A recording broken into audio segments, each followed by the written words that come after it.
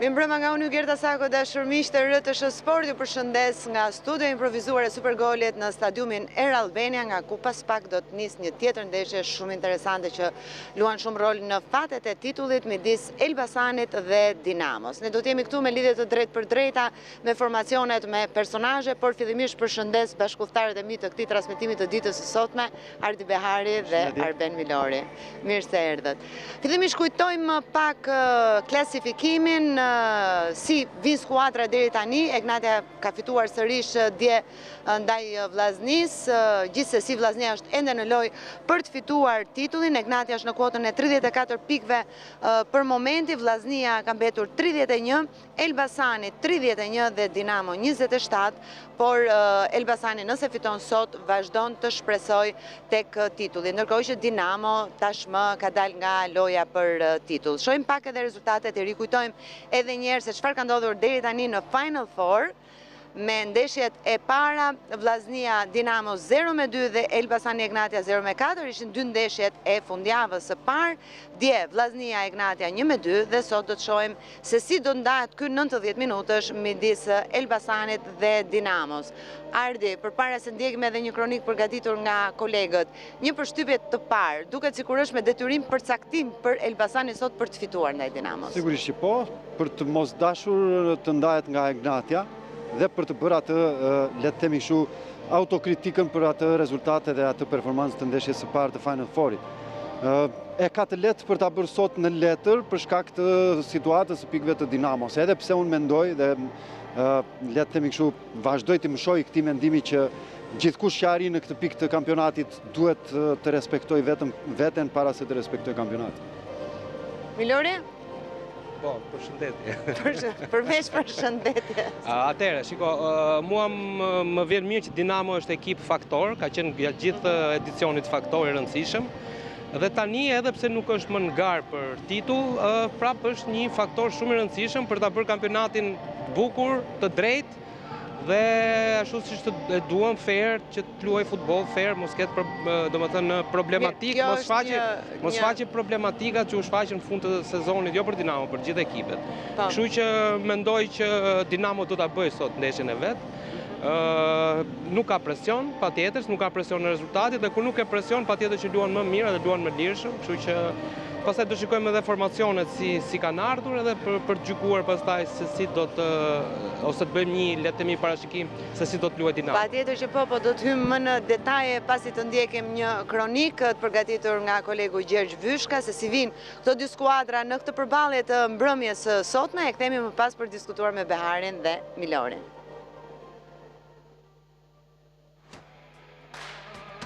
Elbasani dhe Dinamo City luajnë sot ndeshjen e tyre të pesë në Abisnet Superiore. Bëhet fjalë për javën e dytë të Final Four, ndërsa gjithçka do të luhet në arenën kombëtare, duke nisur në ora 19 dhe që do të vijë drejt për drejt në rrjetin e radio televizionit shqiptar. Aktualisht, Elbasani ka 31 pikë në vendin e tretë, kurse Dinamo 27 pikë, ndërsa matematikisht ka dalë jashtë luftës për titull kampion. Tek Dinamo Ilir Dajës, rikthehet teqja në port pas atij dëmtimi që pati në finalen e Kupës së Shqipërisë me Egnatian, pas përplasjes me Bakayokon. Ndërkohë, tek blut lista e dëmtimeve është e gjatë. Mungon prej kohësh Sali dhe Maliqi, por atyre u janë shtuar dhe Andre Teksera, Dita, Loran, Leziri dhe Breku. Ndryshe ndodh me Verdë Blut, të cilët me përjashtim të portierit Janacek dhe Lulej, të gjithë të tjerët janë të gatshëm për trajnerin Ivan Gvozdenovic. Në këtë sezon, në 4 përballje, Elbasani ka fituar 2 herë, 1-0 dhe 2-0. Ndërkohë një sfidë ka përfunduar 1-1. Dhe në fazën e 4 ishte Dinamo që fitonte 4-1. Përgjithsisht pritet një ndeshje e luftuar, por fakti që Dinamo City ka dalë jashtë luftës për titull kampion mund ta kthejë sfidën në një duel jo rivalizues. Megjithatë, gjithçka duhet parë në fushën e lojës dhe në rrjetin e radio televizionit shqiptar, ndërsa sfida do të transmetohet në RTS Sport. Kthehemi përsëri në Air Albania Stadium, ende ka pak lëvizje, sigurisht që jemi ende herët përpara përballjes, madje as dritat nuk janë ndezur, kështu që atmosfera është e qetë, kështu që ne kemi mundësi që të diskutojmë qetë edhe se si vinë këto dy skuadra, që sigurisht presioni qëndron më shumë tek Elbasani, Ardi. Po, sepse edhe në ecurinë e këtij sezoni të Abisnet Superiore, Elbasani në të gjitha përballjet direkte me Dinamon është treguar, i ka numrat pozitive, pra është superiore ndaj Dinamos. Për të parë udhëtimin, unë mendoj që ka qenë Elbasani ka qenë një skuadër më... Ja ku e kemi edhe grafikisht, pikërisht përballjet direkte, ku për t'i parë më me detaje, ka fituar ndeshjen e parë, kam përshtypjen, po, ndeshjen e parë 1-0 Elbasani, 1-1 ndeshja e dytë, 2-0 përsëri ka fituar Elbasani dhe më pas është Dinamo që ka triumfuar 4-1. Pra, 2 fitore Elbasani, 1 fitore Dinamo dhe barazim një ndeshje. Pra, në fitore është Elbasani, por edhe në Curi në fakt ka pasur më pak mungesa rezultatesh. Elbasani ka pasur një Curi më të njëtrajtshme se Dinamo, po të kujtojmë tu Dinamon me ato rezultatet rresht pa fitore, e me gjithatë arriti që pavarësisht gjithçkaje të merrte pjesë në momentet e fundit në Final Four, për t'i dhënë gjyrat në fakti Final Four, sidomos me fitoren në ndeshjen e parë të tij. Unë vlem për të përmendur këtu që unë them që Dinamo është një nga ato skuadrat që pavarësisht po themi mungesave të tejskajshme her pas here, është një nga skuadrat që ka prodhuar futboll dhe ka krijuar këto rezultate praktikisht pa mbrojtje, praktikisht me një Andre që më në fund ka gjeti një lojtar të ekuilibronte repartin e mbrojtjes, por edhe ky në fazën më të rëndësishme të kampionatit mungon, duke bërë dhe t'i kthehemi kujtesës së vonshme, në ndeshjen me Vllaznin, e ka mbyllur ndeshjen praktikisht pa asnjë mbrojtës, asnjë qendër mbrojtës të rolit. Edhe prandaj këtu është vlera më e madhe e, le të themi kështu, Dora Ilir Dajës në këtë Curi, sepse ka arritur që të ruajë ekuilibrat me lojtarë jashtë karakteristikave të tyre në role që karakteristikat e tyre nuk i mbulojnë këto role. Milori, qëndrojnë këto që ta ardhi, por ndoshta edhe fakti që luan pa presion, sepse tashmë është jashtë garës për titull, kjo mund t'i bëjë që të shprehen më mirë, të argëtohen, ta shijojnë këtë ndeshje, edhe pse është e dyta, pra kanë edhe një ndeshje tjetër për të luajtur. Natyrisht. Ajo që tha ardhi, çdo gjë ishte korrekt dhe saktë. Unë të shtoja pak për Dinamon, që në aspektin ofensiv Dinamo ka qenë një ekip që në krahasim me të gjithë ekipet e tjera ka bërë diferencën, ndoshta me Gnatin ishin aty. Domethënë fazën ofensive është një ekip që ka bërë mirë, ka zbavitur, ka pasur një manovër fluide, një manovër bile, madje ka pasur shumë manovra brenda ndeshjes, rrugë të daljes topit, përfundimi i aksionit, i kanë qenë të involvuar, të përfshirë shumë lojtarë në fazën përmbyllëse të aksionit, dhe po të shikosh dhe shpërndarja e golave është pothuajse le të themi e proporcionale. Kështu që në këtë aspekt Dinamo në aspektin e zbavitjes që i kanë dhënë tifozave dhe sportazhëve, por edhe vetes tyre është okay, edhe shpresoj ta bëjë edhe sot, edhe nëse do të luajë vërtet e motivuar, patjetër është pa presion, por duhet të kesh dhe motivimin e dur për ta fituar ndeshjen. Besoj që do të shikojmë një ndeshje shumë interesante sot, sepse në krahun tjetër pastaj kemi edhe Elbasanin, i cili ka impenjative pikë. Po, do të qëndrojmë edhe tek Elbasani. Gjithsesi, unë shpresoj që Dinamo, sinqerisht shpresoj që të na dhurojë një ndeshje. Po pra, jemi në kuadër të shpresave. Ardhi ti si mendon, sa e vështirë është motivosh lojtarët për të shprehur, për të garuar, për të luftuar, po themi në një ndeshje që nuk të jep përveç se prestigjit, nuk të jep po themi kënaqësinë e të garuarit për titullin kampion. Sigurisht ty Gert, po motivi, le të themi kështu, ajo arsyeja për të luftuar në shkallën sipërore mungon, sepse objektivi tani më është i larguar nga duart dhe janë jashtë objektivit. Por ama unë vazhdoj të mendoj që ata janë gjithë futbollistë profesionistë. Ata janë gjithë futbollistë që i ka dhënë tonusin këtij sezoni në A Business Superiore. Dhe në fund të fundit janë futbollistë karriere, luajnë për veten e tyre para se të luajnë për fanellën, për tifozët, para se të luajnë për klubin, luajnë për të ardhmen e tyre, luajnë për të lënë përshtypje në një fillim sezoni merkatoje. Dhe ku më mirë se në këtë, le të themi kështu, aren, ku më mirë se në këtë ambient dhe në këtë vitrin mund ta, le ta themi zhargon, të shesin veten e tyre. Është një arsye e mjaftueshme për të luajtur futboll sot, për të prezantuar vetë. Mirë, ne do t'jemi me kolegen Sabina Mete, e cila me sa më thonë është gati me një personazh, nuk e dalloj se cili është, që do të ma prezantoj Sabina. Përshëndetje. Ju përshëndesim Gerta, është Erion Gjafa, drejtori i Akademisë së Dinamos. Gjafa, përshëndetje, faleminderit që jemi së bashku. Me llogaritë e ndeshjes djeshme, ju keni dalë nga gara për titullin kampion, megjithatë titulli sërish kalon nga Dinamo. Do të respektohet besoj gara deri në fund edhe për aktorët e tjerë. Për çfarë luan Dinamo sot? Patjetër që do të respektohet deri në fund. Ne vetëm erdhëm këtu, edhe pse e dishim që kishim shumë të vështirë, e tentuam për të bërë diçka deri në fund. Nuk e arritëm sepse ishim të varur shumë nga rezultatet e skuadrave tjera, por që kjo s'do të thotë që e kemi braktisur këtë Final Four, sepse na intereson që ta mbyllim këtë edicion me ndeshje të mira, të lejmë përshtypje të mira. Vjen shumë shpejt faza përgatitore, përgatitet për Europë dhe nuk kemi pse ta mbyllim me pesimizëm, por që një trofeu fituar në fundit 50% e punës u bë shumë mirë, edhe e kampionati sepse u sigurua Europa, por që do të kishim pasur dëshirë të ishim pak më mirë në këtë Final Four se u gjetëm pak larg me pikë. Gjafa, si vjen Dinamo sot, cilat janë pikat e forta të kësaj skuadre, për të mundur sigurisht dhe për të prishur punën dhe Elbasanit? Shiko, pikat e forta. Dinamo e para vjen më relaksuar se në ndeshjen para Vllaznisë, sepse vinim 2 ditë mbas kupës, edhe plus edhe kishim shumë dëmtime. Edhe sot i kemi mungesat, por vim të relaksuar duke e parë që nuk e kemi të arritshme më kampionatin, ne kemi më të thjesht për të shprehur, për të luajtur futboll, për të kënaqur ato tifozë që na ndjekin nga stadiumi dhe nga ekrani. Pse jo të dëfrehen sot me ne, duke qenë se nuk kemi më objektiv titullin. Gerta, studio. Po, Ardi besoj, patjetër që e ka një pyetje. Përshëndetje Erion. Në fakt nuk e di sa personi dur je për të ditur lojtarët janë në dispozicion sot, pavarësisht gjithçkaje, pavarësisht objektivave, por a ka mungesa apo është e plot Dinamo, sepse kujtoj këtu ndeshjen e Vllaznisë e përfundoi me shumë mungesa, edhe sidomos në repartin e mbrojtjes. Si vjen Dinamo sot në ana e organikës? Jo, pothuajse po të njëjtët Ardi. Vazhdon Bruno Dita është mungesë, Neziri është sërish mungesë, Loran është mungesë që janë të dëmtuar. Bregu po ashtu që nuk ishte ndeshjen me Vllaznin, se ishte i dëmtuar. Pothuaj Qefalia është sot i rikthyer, po dhe Qefalia vjen nga probleme. Beqaj që her pas here nuk arrin ta përfundoj ndeshjen, është sot pjesë e skuadrës, po nuk është dhënë 100% shëndetim më të mirë se ka pasur probleme muajt e fundit, probleme fizike. Kështu që pothuajse po të njëjtat probleme që kemi pasur me Vllaznin. Nuk është se ka ndonjë ndryshim për lojtarët e dëmtuar. Edhe kjo s'ka të thotë shumë Erion, se ju e treguat me Vllaznin që pavarësisht problemeve fituat 0-2 dhe me një ndeshje të shkëlqyer, kështu që nuk është alibi hyj Gert kjo ndeshje. Jo, të kuptoj drejt. Milori? Përshëndetje Erion.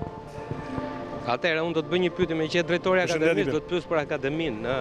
Kemi lojtarë sot nga akademia të gatshëm? Pjesa të talentet, ata që meritojnë. Të gatshëm. Në stolën e rezervave, po. Janë 2 bashkë me portierin rezervë. Se sa do të jenë disponueshëm për të hedhur në fushë, kjo pastaj takon stafit të ekipit të parë. Por që ka lojtar edhe të tjerë, edhe për çështje dokumentacioni, edhe për çështje sepse kemi pak probleme disi me këto problemet e formimit, rritjeve këto, dhe nuk është se i kemi 100% lojtarët tonë dhe ato që janë të akademisë, që mundohemi që t'i zgjidhim sa më shpejt, që janë në fokusin e stafit e ekipit parë dhe shpresojmë që sa më shpejt, pse jo, të janë dhe ato pjesë e ekipit parë. Kemi lojtarë cilësor në akademi apo jo? Sa është e rëndësishme? Lojtarët e akademisë, gjykimin tim. Ato që të thash që janë pjesë e organisë, po nuk du të përmend emra, sinqerisht, sepse duke pasur edhe këtë problemin e letrave, pastaj do na rrisesh edhe përqindjet e interesit që kanë klubet e tjera. Ideja është, a ka element në akademinë e Dinamos që të furnizojë ekipin në vazhdim në këtë sens? Po pra, po e them, po e thash që i kemi gati, e thash po, janë në fokusin dhe në listën e trajnerit, të stafit e ekipit parë, shpresojmë që sa më shpejt i kemi pjesë e ekipit parë, pikërisht për pjesë dokumentacioni, jo për pjesë aftësie, sepse janë lojtarë cilësorë që shumë shpejt mund të jenë pjesë e ekipit parë, që janë vetëm çështje dokumentash që i presim. Këta të 2 Erion që janë në stol, po t'i them unë, ja them unë Benit, është Ardit Manjani dhe Devi Meta. Thomas Kiri janë datëria 2006. Thomas Kiri është portieri që e kemi parë dhe në kampionat, kështu që mjaftueshëm për në një ndeshje të tillë. Dardabella, portieri që është i dytën. Ndërkohë, me që tashmë lufta për titull ka mbaruar edhe Dinamo duhet të mendoj për Europën, ndoshta nuk jeni ju personi i dur sepse duhet pyesim Pinarin, po të paktën piketime, duke qenë se Dinamo ka vuajtur shumë për shkak të organikës, dëmtimeve për Europën, për për ta pasuruar ekipin në një farë mënyrë për një paraqitje dinjitoze? Ka nisur puna, e kam fjalë. Po Gerda, pavarësisht se jam unë personi dur, se ti ndonjë informacion mund na japësh. Është Pinari përgjegjës për këtë, por patjetër që kanë nisur piketimet, ka nisur puna për të përgatitur një ekip sa më dinjitoz, jo vetëm për Europën, por mbase rrugës mos të kemi të njëjtat probleme, të kemi dyfishim lojtarësh në momentin që mund të kemi mungesa, mos të kemi problemet që kemi pasur në momentet e caktuara këtë sezon. Kështu që po patjetër që janë shinjestruar, janë edhe po mundohemi që t'i afrojmë pranë ekipit. Mirë, Erion, të falenderoj shumë edhe gjithsesi suksese sot, një performancë më të mirë të ekipit të Dinamos. Faleminderit dhe Sabinës, do të jemi përsëri me Sabinën. Faleminderit juve. Me një tjetër personazh këtë herë nga kampi i Elbasanit, ndërkohë që Dinamo ka dalë prej disa minutash në nxemje, tashmë ka dalë edhe ekipi i Elbasanit, edhe ndoshta u dëgjuan pak edhe disa brohoritje tifozërisht që gjithsesi ende janë të pakët. Qëndrojmë tek disa statistika të tjera, do më ndihmoj edhe regjia me disa shifra të sezonit. Kemi ndeshjet e zhvilluara, golat e shënuar, golat e pësuar, asistet, zotërimi i topit dhe ndeshjet pa pësuar. Ardi, si komenton këto shifra në përballjet, pra në statistikat që kanë prodhuar të dyja skuadrat? Skuadrave, sigurisht më bie me një në sy, po themi mbajtjen e topit zotrim, me ashtu siç na ka mësuar dhe atë që kemi parë gjatë gjithë këtij sezoni, Dinamo është prodhon më shumë loje, mban topin më shumë në zotrim dhe sigurisht që edhe mundësit për ndërtimin e aksioneve sulmuese i ka pasur më të mëdha. Për të ardhur te golat e pësuar më bën shumë çudi në fakt, sepse shikoj që Elbasani ka bërë një kampionat më të mirë në fazën mbrojtëse se sa Dinamo. Për shkak të atyre që unë thash më para mungesave të repartit të mbrojtjes dhe prisja që po them të ishte e kundërta, të ishte 33 Elbasani po thuajse dhe 41 Dinamo. Por shifrat janë ndryshme dhe mua nuk më thot gjë tjetër përveç se faza e fundit e kampionatit dhe sidomos ndeshjet e fundit, shto dhe këtë ndeshjen e parë të Final Forit, ka marrë jo më pak na 13-14 gola në këtë fazë që ka treguar, po themi, një dobësi, sidomos në ekuilibrat mbrojtës dhe në tranzicionin negativ, por për më tepër marrjen e golave me skuadër të vendosur ka qenë problematika më e madhe e Gozdenovic në këto, sidomos në fazën e fundit të kampionatit dhe në ndeshjen e kaluar dhe nuk janë pak gola që i ka marrë dhe kjo e ka rritur shumë themi këtë diferencë golash. Për të ardhur të golat marrë vetëm me Vorën dhe me Egnatean, 8 gola të pësuar. 8 gola, pikërisht, pra. Edhe po pra, logaritëm atë 8, pra tash mora pjesën e fundit dhe pjesën e fundit e A Business Superiores plus ndeshjen e parë. Dhe golat të shënuar janë aty të parafërt, prisja më shumë nga Dinamo në fakt, sepse duke pasur më shumë topin në zotrim, duke pasur një specifik në kampionatin tonë, që rotacionit i ka bërë në zonat të rrezikshme të kundërshtarit, pra në ato zonat në zonën e përfundimit të aksionit, e prisja më rezultative, e megjithatë Elbasani ka qenë më konkret, duke pasur parasysh modelin e lojës së tij. Një skuadër e kujdesshme, blok mesëm të ulët dhe ka shfryzuar gjithmonë në tranzicionet pozitive kundër sulmeve të shpejta dhe ka shkuar me një gol që ka arritur këtë numër. Po themi ndeshje pa pësuar, 14 barazi që ka qenë më tepër merit e portierëve në shumicën e rasteve, që të dyja ekipet nga më të mirët. Po. Milori, ke ndonjë detaj që do të komentosh në këtë? Unë do të cek pak pjesën e asistimeve, po çikosh Dinamo ka më shumë asiste, ka 31 me 19. Kjo tregon për manovrën, le të themi, më të solide dhe më të përpunuar, më të rafinuar Dinamos, gjykimin tim, ndërsa po ti referohesh Elbasanit kanë qenë më shumë goditje, ka shnuar nga goditje standard shumë, ka shnuar nga iniciativa personale të lojtarëve, domethënë ka qenë më shumë aftësi individuale e lojtarit se sa një diçka e punuar në stërvitje nga stafi. Kështu që në këtë sens mendoj që Dinamo është çik më e avancuar. Po. Le të shkojmë edhe një herë tek Sabina, tashmë është me kapitenin e munguar të Elbasanit, një mungesë shumë e madhe në fakt, duhet të thënë për këtë skuadër, Bruno Lulaj. Përshëndetje. Përshëndetje edhe një herë Gerta, e vërtet se rikthehet sot në stol pas një dëmtimi të gjatë në fakt, si është gjendja jote si fillim Bruno? Është e vërtet që kam kaluar një dëmtim mjaft të rënd, pasi isha dëmtuar. Eksaktësisht? Isha dëmtuar ke vertebrat procesit transversal, dhe realisht prite një mungesë shumë e gjatë, po falë Zotit edhe punës time dhe gjithë personave që më kanë rrethu, arrita që për gati 2 muaj e gjysmë të rikthehem. Sot një përballje shumë e rëndësishme, po është vendimtare në fakt për Elbasanin që e ka detyrim fitoren sot. Çfarë do të bëjë kjo skuadër për ta fituar sfidën sot? Sigurisht ne do bëjmë maksimumin, realisht ky ekip ka bërë hapa gjigande, mos harrojmë që deri para 2 viteve ekipi ishte në kategorinë të parë dhe është një ekip i ri, dhe ky sezon ka qenë shumë i suksesshëm. Objektivat tona ka qenë hap pas hapi, ndeshja radhës, duke parë Europën si fillim, po duke ngrënë vjen oreksi, dhe kur kemi arrit deri këtu, do tentojmë deri në fund, do japim gjithçka që të arrijmë objektivin madhor. Bruno, keni pasur një javë kohë për të përgatitur sfidën e sotme, teksa jemi afër skuadrës, ishte një psikologjike pas humbjes 4-0, duhet thënë që ishte një humbje e thellë për Elbasanin. Se ti je më pranë tyre. Sigurisht që humbja ndaj Ignatias ishte zhgënjyese nga ana jonë, domethënë nuk prite, po futbolli i tillë është, ndeshja ishte me episode, ne u mundum të bënim më të mirë, nuk na ecë atë ditë, ishte një ditë jo. Keni rikuperuar gjendjen psikologjike? Sigurisht, po, siç e thash edhe më para, ky vit për Elbasanin është i suksesshëm. Kështu që nuk kemi pas kur presion, edhe duam falenderojmë edhe drejtuesin për këtë gjë. E kemi pas gjithmonë krah, edhe pas kësaj humbje, e kemi pas gjithmonë mbështetje, duke parë që kemi arritur objektivin primar, që ishte të shkojmë në Final Four dhe në Kupat e Evropës. Po tani do të tentojmë diçka më shumë, që duam gjithë për qytetin, për gjithë, për familjet tona, të tentojmë kampionatin. Studio, Gerta? Po.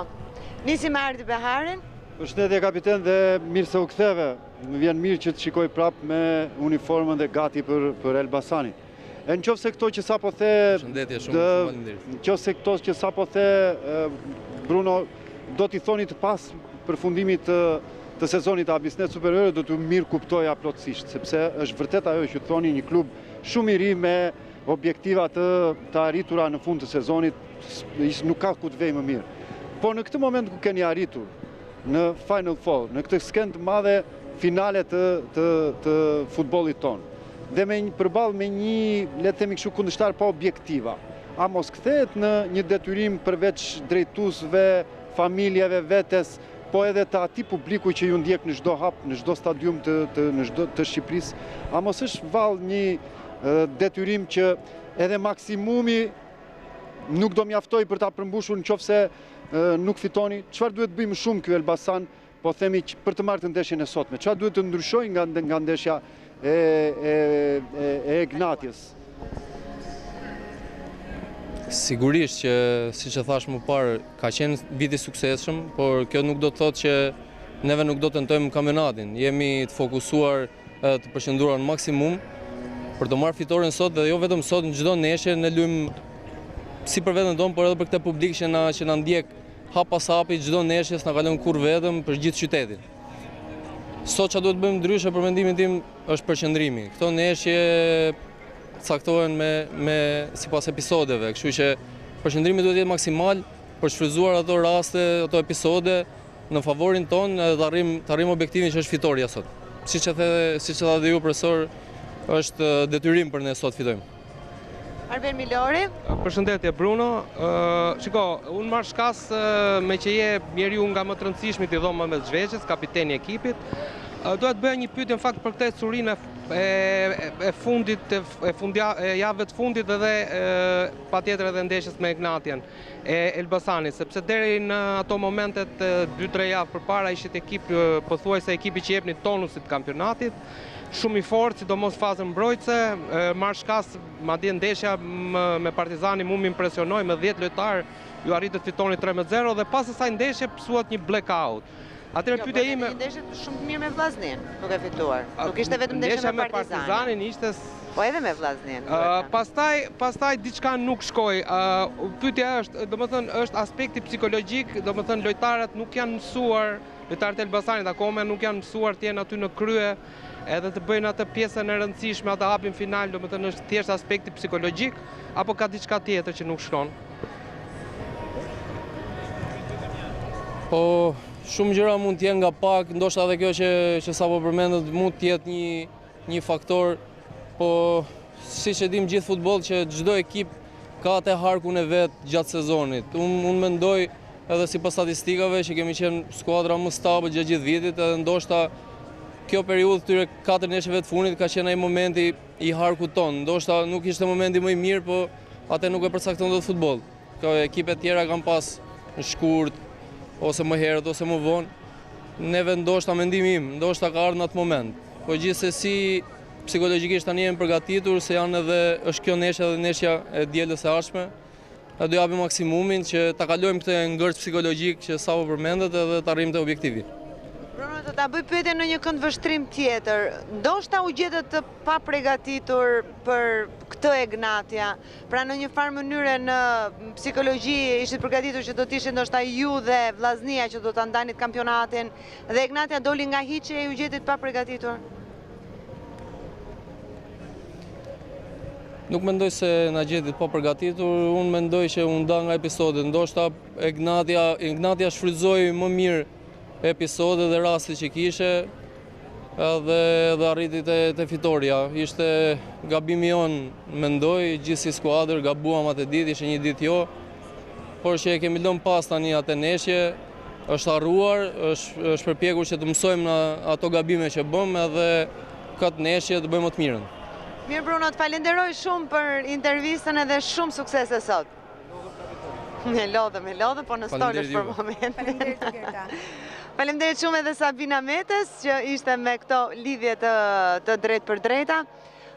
Në fakt është një presion shumë i madh sot për Elbasane. Ashtu siç e thash, sot fitoria është me patjetër jetike për të shpresuar ende që mund ta kapin titullin kampion, kështu që e solli veten Gert në këtë Jo, pa diskutim, por sa mund ta mbajnë këtë lloj presioni për të prodhuar një ndeshje shumë të mirë edhe për të arritur pikërisht fitore. Se nganjëherë një ekip pa motiv të hap më shumë punë se sa dikush i lufton. Nuk diskutohet fare, por jo vetëm për faktin që Dinamo ka dalë nga gara, por për më tepër unë mendoj për mungesat që edhe Erioni i ceku pak.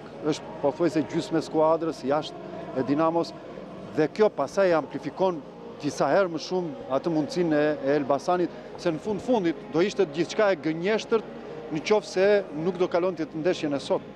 Gjithë cureja e këtij Abisnet Superiore për Elbasanit, në moment që nuk superon këtë Dinamo me kaq shumë mungesa dhe le ta quajmë kështu, pavarësisht se unë nuk pojtojmë asnjëherë me këtë mungesën e objektivit, derisa del në fushë patjetër që është arsye mjaftueshme për të luftuar, por po të themi që është pa objektiv, por me këto mungesa që ka Dinamo, pastaj mungesa e rezultatit për Elbasanin do të bënte gjithçka të gënjeshtër gjithë curinë e tij në këtë Abisnet Superior. Si mund ta kaloj, po themi se edhe ajo pyetja që i bëra Brunos kishte një sens logjik, sepse në një formë të Gnatias me shumë ulje ngritje, ndoshta pak kush e kishte menduar që do të bënte pikërisht të paraqitje dhe do ta komplikonte kaq shumë këtë garë për titullin kampion. Pikërisht unë kthehem te pyetja që i bëra Brunos te pjesa e personalitetit të lojtarëve. Domethënë, a janë të gatshëm lojtarët e Elbasanit që të ndjehen vërtet të rëndësishëm për atë çfarë kanë bërë në këtë kampionat dhe për pritshmëritë që ata kanë, sepse vjen një moment i tillë që bën një autoanalizë edhe pjesa e besimit, e vetbesimit është shumë e rëndësishme. Ndeshja e sotshme rëndësishme është që ata mos kalojnë në nervozizëm, mos kërkojnë ta marrin rezultatin. Po pse nuk e kanë lojtarët e Elbasanit të psikologjisë thuati ose të personalitetit? Aty ka edhe lojtar me eksperiencë, nuk ka vetëm djem të rinj. Janë lojtar me eksperiencë, po kanë vetëm 2 vjet bashkë. Po të shikosh, Gnatjen e ka ruajtur boshtin e Gnatja, ka 3-4 vjet e Gnatja që e ka boshtin pavarësisht largimeve, po i ka lojtarët aty brenda, lojtarët më të rëndësishëm. Se 2 vjet janë pak të luash bashkë? Po nuk kanë arritur asgjë, nuk kanë arritur gjë. E Gnatja ka dhënë tonusin kampionatit shqiptar. Apo jo, ka qenë Emrusi dhe Elbasani nuk ka bërë kampionat të keq. Jo, po Egnatia ka qenë ekipi më cilësor. Absolutisht. Patjetër mund ta bëjmë diskutim. Kështu që jo, mendoj kështu që në aspektin psikologjik Egnatia ka qenë më e përgatitur. Ka pas lojtar më të përgatitur. Elbasani është në atë eksperiencë ndoshta. Po, eksperiencë. Elbasani është në atë momentin e pjekurisë së frutit. Domethënë fruti është pjekur tamam që të bëhet gati për të ngrënë. E poqi frutin. Milori, ardhi. Poetike tuat, po me lejoni të kundërshtoj pak këtë. Sepse ju Gert ti thua që Egnatia erdhi si kështu si outsider, si si outsider e tha, e ka pranuar edhe vetë Nevil Dede. Sigurisht, po mos harroni një gjë, pavarësisht se çfarë thot Nevil Dede, po them, ajo le të themi eksperienca e Egnatias bën diferencën. Jo vetëm bën diferencën, menaxhimi i skuadrës. Menaxhimi i skuadrës ka bërë diferencën me të gjitha skuadrat e tjera. Nëse Bruno Lulaj thot sot që erdhëm ne harkun ton e kishim në këtë, te Egnatia ndodhte kundërta, që e kanë pasur më përpara të llogaritur që ta kenë kulmin e kurbës të tyre në momentin më decisiv të Abisnes Superiorit. Dhe ka administruar për të arritur në top formën. Absolutisht nuk të heq asnjë presje nga kjo që the për Egnatin dhe jam shumë dakord, po pyetja që unë i bëra Bruno Lulajt ishte pikërisht për Elbasanin, pra ndoshta nuk e kishin llogaritur këto element që ti i përdore, që i përmende për Egnatian dhe në një farë mënyre sepse Elbasani ka kualitet të shkëlqyer në skuadër. Ka një mosh mesatare që mua më pëlqen shumë në formë që përbën skuadrën, ka shpërndar minutat në mënyrë homogjene te pjesa kryesore e skuadrës, por i mungon kjo pjesa e administrimit të grupit dhe i mungon personaliteti për të përballur këto lloj finalesh. Ndeshja kundër Egnatiës ishte një, le të themi kështu, ndeshje eksperiencash, filozofish, taktikash skuadrash. Elbasani e ka humbur ndeshjen në 10 minutat e fundit të pjesës së parë. Për një blackout i cili erdhi për shkak se Elbasani e lejoi Egnatias të luftonte me armën e saj më të fortë, të dilte çdo gjë që kishte punuar në atë ndeshje. Në momentet që do ishte më shumë eksperiencë, stafi, lojtarët nuk do ta mbante topin, ta fillonte topin nga portieri, po do ta çonte sa më lart ishte mundur portës tij, për të mos marrë 3 gola që në pjesën e parë.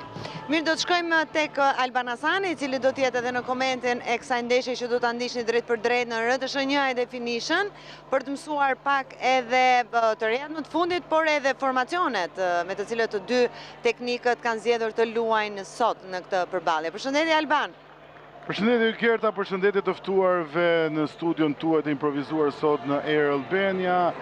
Do t'jetë një ndeshje shumë e rëndësishme për Elbasanin, ju në analizën tuaj, specialistët po tregojnë edhe pikërisht atë që skuadra verdhe blu ka arritur në këtë sezon, por sot më shumë se kur të mobilizuar në një atmosferë që hera herës të ngjan e qetë me ndjenja frike, por edhe optimiste për të arritur fitoren dhe për të kërkuar gjithçka në takimin e fundit për titullin kampion. Ndërkohë 101 probleme ka Dinamo në krahun tjetër dhe këtu i referohemi mungesave, por ato treguan përballë vllaznisë që nuk janë shumë të rëndësishme. Dinamo ditë fitoi edhe kur mungojnë senatorët dhe këtë gjë e bëri në ndeshjen e parë të Final Four. Janë të shumta mungesat për skuadrën e Ilirdajës, sigurisht edhe me teknikun i cili vijon të mos jetë prezent edhe në këtë ndeshje të sotme, ndërkohë që duke nisur nga kapiteni Bruno Dita që mungon, Andre Texiera, Loran, Bregu, element të cilët janë shumë të rëndësishëm për formacionin e skuadrës Dinamos. Gjithashtu Neziri mungon në këtë ndeshje të sotme, ndërkohë Beqa së bashku me Qefalin do të nisin nga Stoli, edhe pse nuk gëzojnë një kondicion të mirë fizik, do t'jenë prezent për të në kontributet tyre. Në krahun tjetër është lajmi që kthehet në port Jana Çek tek skuadra e Elbasanit, ndoshta në momentet më delikate të Final Fourit. Mungon Olberkis për shkak të dëmtimit, ndërkohë që Bruno Lula, i cili ne kemi patur mundësi ta keni një intervistë dhe ai do të jetë në stol, ndoshta nëse do të kërkohet të rrezikojë, edhe ai do të rrezikojë sot për skuadrën e tij. E për nisur me formacionet nuk ndryshon shumë tek skuadra e Elbasanit në këtë takim të sotëm. Tekniku Ivan Kozdenovic vjen me Jana Çek në port, Lila Zemovic, Kasa e Musta në mbrojtje, Manellari dhe Abbas në mesfush, ndërkohë që Cakez zgjidhet majën e sulmit dhe do të ketë Lokilin pas Pinës me Djalon dhe Lajthin, dy lojtarët e krahut, të cilët do të jenë pjesë ofensivës verdhë blu. Për të kaluar në krahun tjetër tek skuadra e Dinamos, lajmi është që rikthehet Aldo Teqa në port, do të jetë pikërisht gardiani që ka mbrojtur portën Dinamovite gjatë gjithë sezonit, me një mbrojtje ku specialistët do të gjykojnë më mirë. Ismaili, Meksi dhe Ali, dy mbrojtësa djathtë që improvizohen në treshen e mbrojtjes, gjithashtu dhe Ali. Vila do të luajë si Ansori Krau të majt në anin Ansori Krau të djathtë me Qartagun e Gutiapin, dy lojtarët e qendrës së mesfushës. Malomo në rolin e një fantazisti, ndërsa Berisha e Guindo do të bëjnë repartin ofensiv për skuadrën e drejtuar nga tekniku Ilir Daja. Sot drejtësi do të vendos ndërkombëtari Eldorian Amiti. Faleminderit shumë Albani, kujtoj që Albana Sani do t'jeni në komentin e kësaj sfide prej orës 19 drejt për drejt në RTS1 e Definition me Ardi Bearin dhe me Arben Milorin. Komentojmë formacionet apo 11-qet e përzgjedhur nga të dy teknikët, duke nisur nga Elbasani që risia është Jana Çek në port. Një kthim jo pak i rëndësishëm, për më shumë në aspektin psikologjik të skuadrës, është ai që ka mbajtur atë kolon golash të ulëm edhe mungesë e tij unë djetë së tepërmi në skuadrë. Dhe pastaj janë pak zvendësime. Unë mendoj që janë lojtarët më të mirë që ka Elbasani në dispozicion në këtë formacion, sepse nga ndeshja e kaluar mungon Boje, mungon Zegomesh dhe sigurisht Klevi Totoshi që portier. Dhe lojtarët që marrin pjesë, duke filluar nga Lukili dhe Cage me fillimin për shkak të asaj performance që bën pjesën e dytë me Egnatian, po edhe për shkak të asaj që kanë përgjith sezonin. Në fakt edhe në atë ndeshje, pyetja e madhe ishte pse Lukili nuk e kishte nisur nga minuta e parë. Dhe e justifikuar me atë modelin e lojës që zgjedhur dhe në varësi të kundërshtarit. Por sot nuk besoj se mund të bënte ndryshe me atë që ndeshja e kaluar i tregoi, nuk mund të bënte ndryshe në zgjedhje dhe ka një favor të madh. Ka një favor sistemin e lojës, modelin e lojës që e ka të kristalizuar. I ka dhënë rezultate shumë herë, disa herë jo, për shkak të kundërshtarit apo për shkak edhe të formës së lojtarëve. Po gjithsesi është një skuadër që ka ndryshuar pak si sistem loje, ashtu edhe modelin e lojës. Edhe titullarët, përveç një Cage, një ndërim Cage, Zegomesh mëse shumëri, të tjerët kanë qenë më stabil, ashtu si që kundër në qendrën e mbrojtjes me mungesën e Lulajt, kemi dhe një Olbergis dhe ajo që ka avantazh sot Elbasani në këtë ndeshje, është edhe bankina, lojtarët që kanë dispozicion, që absolutisht i ka më të mirë se Dinamo. Megjithatë, nuk e di çfarë komenti do bësh për këtë formacion, po e përmendi Ardi që rikthimi Jana Çek psikologjikisht sigurisht është shumë i mirë. Por ndërkohë vjen nga një dëmtim shumë i rënd në shpatull, pra pyetja e madhe është për formën që ai vjen në fushë. Besoj që fakti që po aktivizojnë, ata ai ka kaluar gjithë testet fizike, kështu që besoj që nuk e kanë futur të diskutuar, sepse për ndryshe do të dëmtojnë lojtarin, dëmtojnë dhe ekipin pastaj për një, le të themi, për një ridëmtim eventual. Rikthimi i tij është shumë i rëndësishëm, mendoj unë, për sigurinë që ai jep si direkt fizikisht, po sidomos në aspektin psikologjik. Duke referuar ndeshjeve që ai që ka bërë, domethënë që ka ndihmuar Elbasanin, ka qenë shpesh herë determinant për marrjen e pikëve të rëndësishme, kështu që unë mendoj që është një vlerë e shtuar, do të jetë jashtëzakonisht e rëndësishme për këtë ndeshje, edhe për ndeshjen tjetër natyrisht.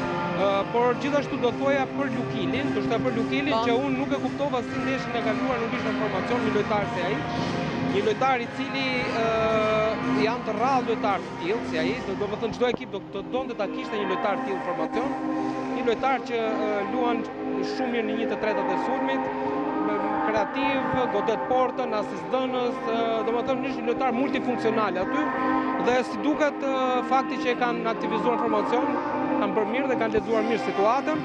Gjithashtu mendoj që dy mesfushorët e qendrës janë shumë të rëndësishëm. Abbas dhe Manellari, që kanë bërë një kampionat shumë të mirë por duhet ta tregojnë veten në këto ndeshje të rëndësishme.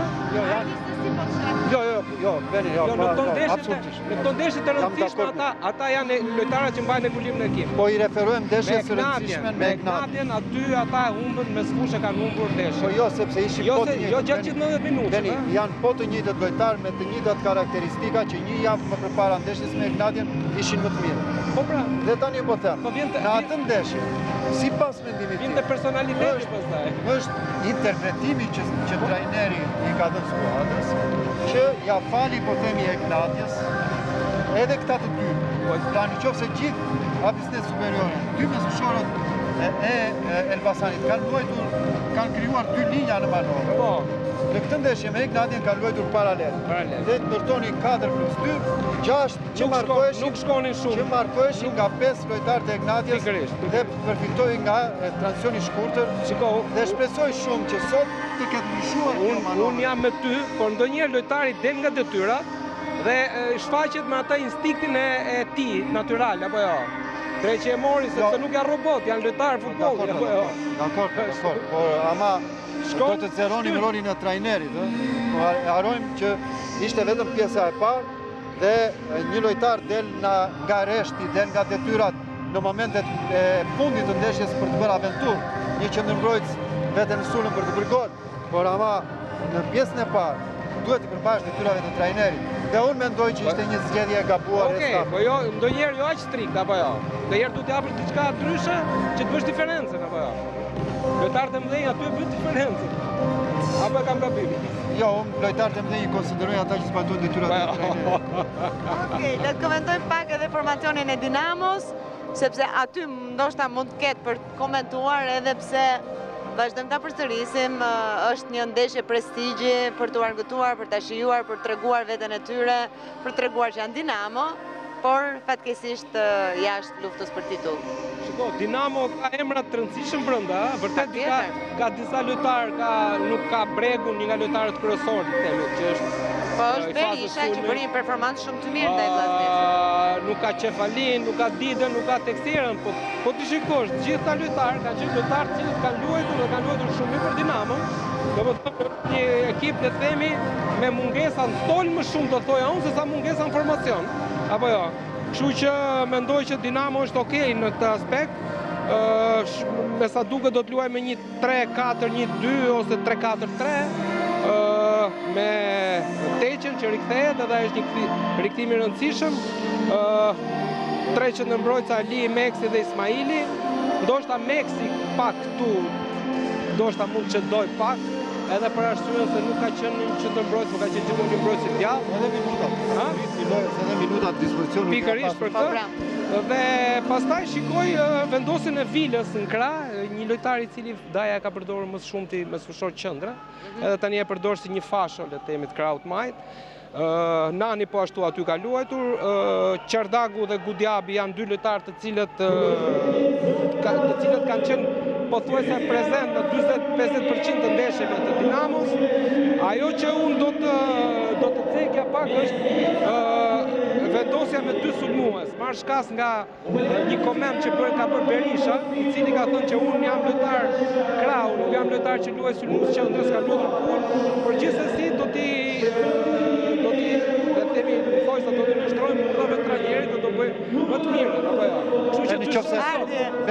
Se kemi dhe sfidën që të garojmë me spikerin e stadiumit ndërkohë. Jo, do t'i thosha Benit që nëse Daja e ka dëgjuar intervistën e Berishës pas ndeshjes së kaluar, mendoj që do jetë një 3-4-3 me këta emra që kanë dispozicion. Berisha në një krah dhe Malomo në krah tjetër.